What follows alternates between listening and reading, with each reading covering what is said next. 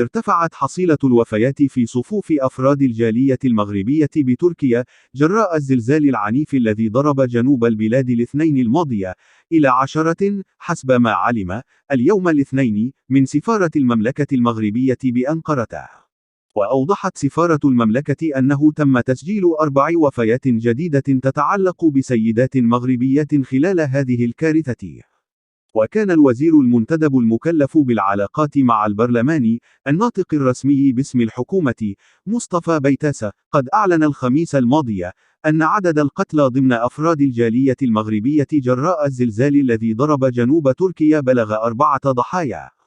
يذكر أن الزلزال الذي بلغت قوته 7 درجات على مقياس ريختر ضرب فجر الاثنين الماضي منطقة بازارجيق بولاية قهرمان مرعش جنوبي تركيا، حيث خلف دمارا واسعا بولايات غازي عنتاب وأضنة وملاطيا وديار بكر وشانلي أورفا وعثمانية، علاوة على قهرمان مرعش مركز الزلزال.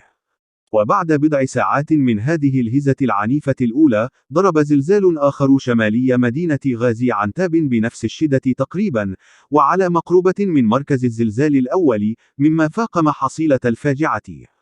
وبلغت حصيلة الكارثة إلى حدود الساعة أكثر من 31,000 قتيل و80,000 مصاب. وتم إعلان الحدد الرسمي لمدة 7 أيام، وحالة طوارئ في المناطق المنكوبة لمدة 3 أشهر.